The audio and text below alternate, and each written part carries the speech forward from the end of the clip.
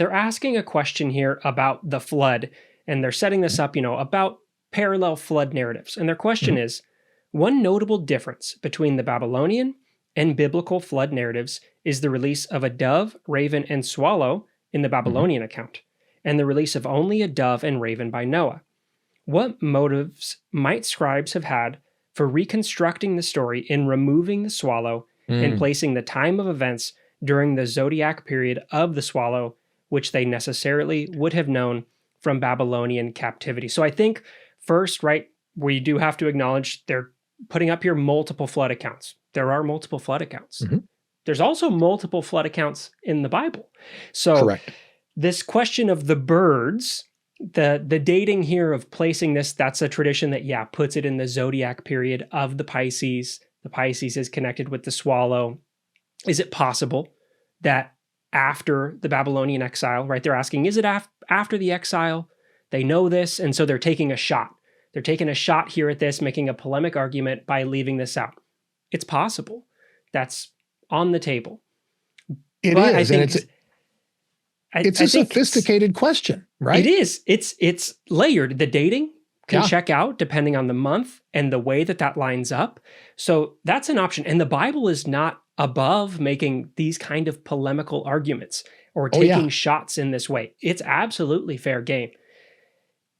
I argue this all the time. The Bible loves to not only take polemical arguments, these arguments, Judah versus Samaria, right?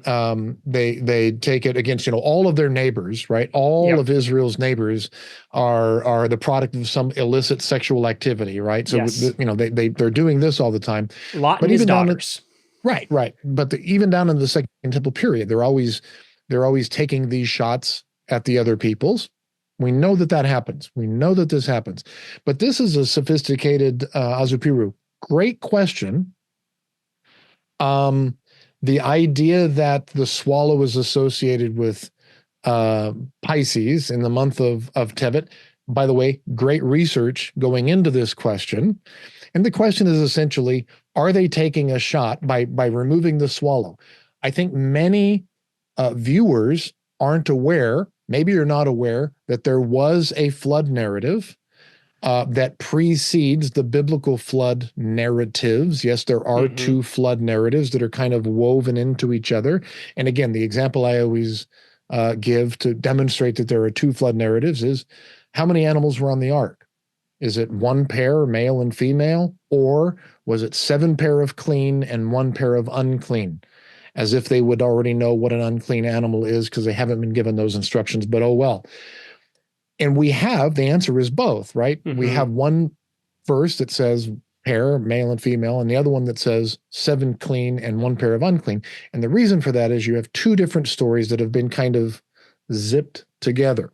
Yeah. All right. So there's 2 flood narratives, but there was also this flood narrative. There are actually multiple flood narratives that preceded it. One of these being the Babylonian flood narrative, which has so many parallels with the biblical flood narrative, including the releasing of these birds. And that's what Azupiru is talking about. Yeah. Noah, in the flood narrative, as we have it canonically in the Bible, releases a dove and a raven. In the Pishtim one, he releases a dove, raven, and a swallow. Fascinating, right? You have to send the birds out to see if they can find anything and come back. They're like your scouts. Right. The question is, did the biblical flood narrative leave out the swallow as some kind of polemic against the Babylonians? It's a great question. It really is. It's a very informed, it's a very smart question. What do you think? And then I'll tell you what I think. I think we have to deal with it in 2 phases. One of the first sources that we're getting, and then maybe one of the redacted version. Because from the sources side, when we have the doves and the raven, those come from different traditions. The raven comes from the P source, that in the P source, just a raven is sent out by Noah to check. And in the J source flood account, the doves are sent out. So in those, we're going from the 3 birds of the Babylonian down to just 1 type. But in that final zipped together version, we are getting the swallow left out. And so we're keeping the raven part from one tradition, we're keeping the dove, and neither one of them mentioned the swallow, and we're not going to deal with either part. So is it possible that that later phase, they knew the other tradition and they said, we could bring the swallow in, but we're not going to? It's possible. But if they're just looking, if they're trying to preserve what they have with minimal changes and bring these things together, that could be a reason why they leave them out as well, I think. Yeah. And I think you're right there.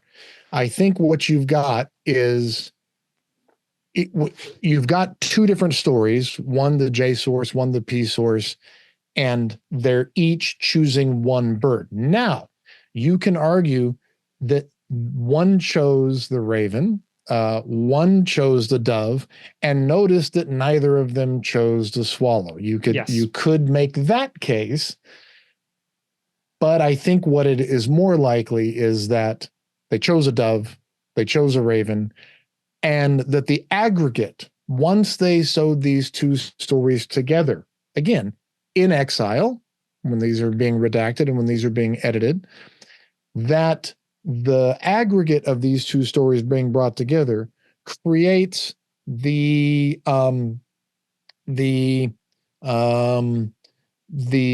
semblance. It creates the notion that this third one is deliberately being left out, when in reality, what they were doing is choosing one, and this one's choosing one.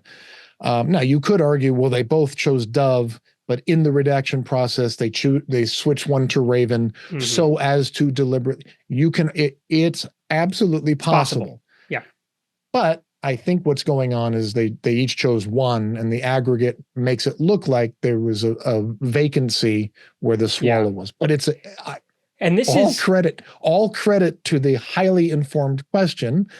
If we were doing a documentary on television, we go, we'll leave it up to you to decide. We don't know. It's a great question. Yeah. And it touches on, just one of these parallels and differences that happen. If you're interested in reading more about this, Nahum Sarna has a great book, Understanding Genesis, that talks through some of these parallels and differences. I know there's an article out there as well, The Motif of Releasing Birds in A&E Flood Stories, that talks through some of this. So Azupiru, you might be interested in some of what those texts have to say about this as well. But thank you. Yes, a great question. Absolutely possible. But see how you feel, read through some things. Let us know what your thoughts are. Do you think it's an intentional shot? Is it just the preservation? But thank you so much for your question.